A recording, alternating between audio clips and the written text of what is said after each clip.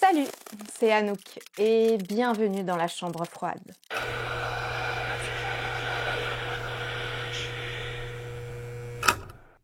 Dans cette vidéo, je vais te faire mon top 5 des meilleurs films d'horreur et de genre qui se passent en hiver. Une liste idéale pour cette période où on se gèle le cul.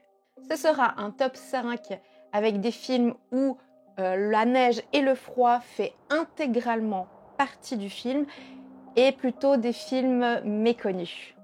Donc tu ne trouveras pas dans ce top The Things ou Shining. Et d'ailleurs, honte à toi si tu les as jamais vus, ce sont des grands classiques.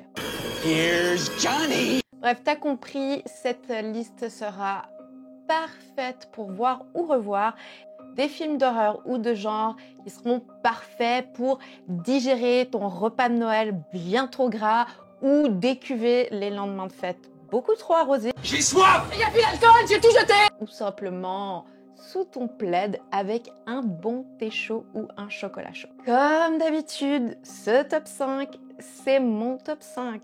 Mais si toi, tu as des films que tu as adorés qui se passent sous la neige, mais n'hésite pas à les mettre en commentaire. Peut-être que je les ai pas vus et j'adore découvrir de nouveaux films. Et mon numéro 5, c'est Frozen. Et non, ce Frozen-là. Tu sais.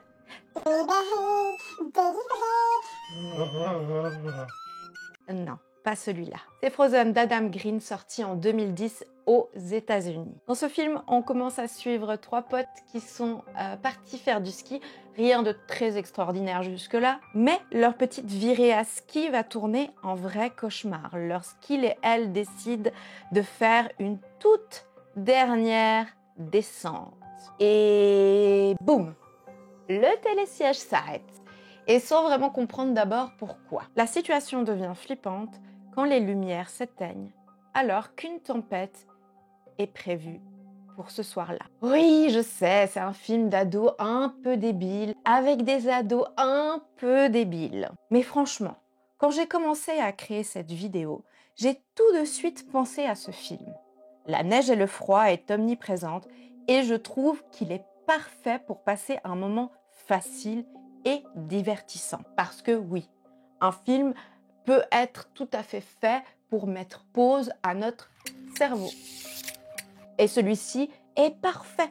Donc idéal pour ces fêtes de fin d'année fatigantes. En plus, le jeu des deux acteurs et de l'actrice n'est pas si mal.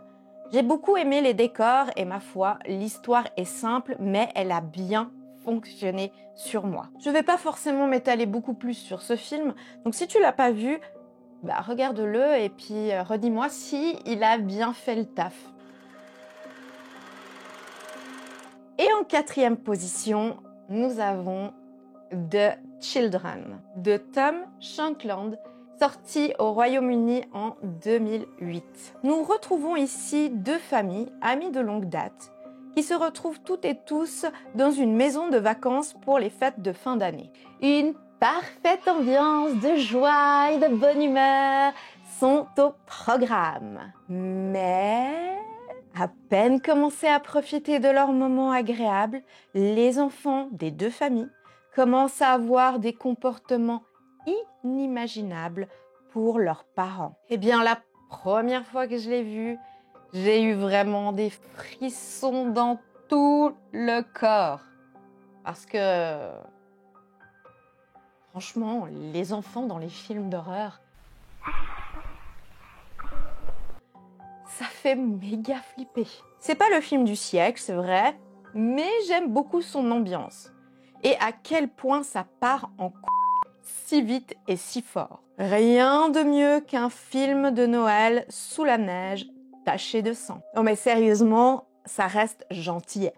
Mais il est tout à fait divertissant, l'histoire est cool et je le trouve parfait pour ce thème hivernal. Alors, prends-toi ton meilleur plaid, fais-toi ta boisson chaude préférée et si t'as des enfants, surtout va les enfermer dans le placard à double tour et mets-toi The Children au calme. Et le numéro 3, c'est February de Oz Perkins, sorti au Canada en 2015. Le film se passe dans un prestigieux internat pour jeunes femmes. Rose et Kate devaient partir pour les vacances d'hiver avec leurs parents. Mais bizarrement, ils viennent pas les chercher. Elles se retrouvent les deux coincées dans leur institut. Parallèlement, une jeune femme veut se rendre là-bas. Quand petit à petit, l'une d'elles commence à avoir des visions, et ben l'autre est comme... possédé par une force diabolique. Alors que la troisième se rapproche de plus en plus. Bon, là, on est dans une toute autre ambiance, même si l'hiver est bien là. Pour le coup, là, c'est pas du tout un film bébête qui va te prémâcher ton repas. Il est troublant et touchant à la fois, joué vraiment bien par les actrices qui opèrent certains changements saisissants. L'ambiance est calme et lente, tout comme son décor enneigé. February nous amène à des questionnements sur la temporalité des événements, les liens entre les personnages et la raison de leur agissement, empli de mystères dans un écrin maîtrisé et très malin. Le film reste assez terrifiant et certaines scènes m'ont vraiment fait frissonner. Parfait pour cette fin d'année. Et on passe à l'avant-dernier et non des moindres. Et le film que j'ai choisi pour vous, c'est The Lodge. Oui, je sais, j'ai déjà parlé de ce film dans cette vidéo. Donc, si tu as déjà vu cette vidéo, que je te conseille d'aller voir quand même, tu peux avancer jusqu'à ce timecode-là pour arriver au top 1. J'ai quand même choisi de garder ce film parce que il va pile poil dans ce top. Donc, c'est The Lodge de Veronica Franz et Séverine Fiala, sorti en Royaume-Uni, Canada et États-Unis en 2020. Dans ce film, tu suis une famille qui part partager les fêtes de Noël dans un chalet. Le papa, la fille et le fils, mais aussi Grace, la nouvelle compagne du père. Les enfants ne l'apprécient pas et la considèrent comme une pièce rapportée non désirée. Sympa l'ambiance. Le séjour est vite chamboulé par le départ précipité du papa. La rancœur des enfants et le mystérieux passé de leur future belle-mère s'assemblent pour créer un mélange d'événements inquiétants et très étranges. The Lodge est brillant. Les actrices sont très convaincantes. Et la réalisation est juste magnifique et d'une justesse justement. Tu plonges la tête la première dans ce lieu aussi froid que féerique. Ce film traite entre autres avec intelligence le traumatisme qui nous consume et qui emmène l'entourage, mais aussi le deuil et son emprise qui écrase l'avenir. Je ne peux pas m'empêcher de rester la bouche ouverte comme une carpe devant ce film, surtout devant certaines scènes qui me subjuguent et m'hypnotisent.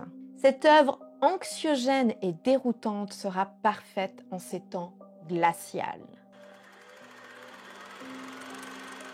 Et mon dernier film, donc mon top 1, mon préféré de tous les préférés de films qui se passent en hiver sous la neige, c'est Morse de Thomas Alfredson, sorti en Suède en 2008. Morse nous emmène dans un quartier enneigé de Suède où vit le jeune Oscar. Nous comprenons très vite que cet enfant, il se fait grave harceler et putain, ça énerve tellement. Un soir, il fait la rencontre de Ellie, qui elle vient de s'installer sur le même palier. Les deux enfants commencent à se rapprocher l'un de l'autre, mais Ellie n'est pas une enfant comme Oscar l'imagine. J'aime tellement d'amour ce film. Il est magnifique. Morse est tiré du roman de un nom impossible, désolé à prononcer, qui sera écrit sur l'écran, du nom de Let the Right On In. Alors, je comprends que certaines personnes un peu impatientes le trouvent long. Personnellement, je trouve que ce n'est pas du tout le cas. Je trouve que justement son rythme est d'une justesse saisissante. Tout est dans les attentes et la contemplation. Ces acteurs et ces actrices qui jouent d'une manière très naturelle, et d'ailleurs, mention spéciale et un grand bravo aux deux enfants principaux, une photographie soignée, intelligente par sa couleur, prédominante le blanc avec quelques petites touches de rouge. Pour celles et ceux qui l'ont vu, tu saisis. Donc, justement, le décor extérieur avec sa neige fraîche donne cette ambiance froide et ça se sent tout au long du film.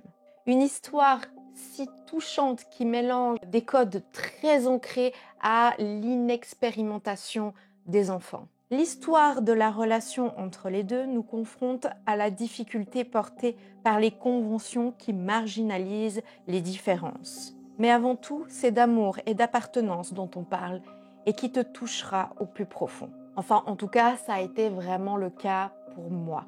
T'as bien compris que oui, tu dois le voir évidemment si c'est pas déjà fait et que pour moi, c'est vraiment le meilleur film, le plus idéal pour cette période hivernale. Voilà, c'est tout pour cette vidéo top 5 des films d'horreur et de genre hivernal. J'espère qu'elle t'a plu. Si c'est le cas, tu peux la liker, la commenter en me donnant ton top 5, la partager, mais surtout t'abonner si ce n'est pas déjà fait.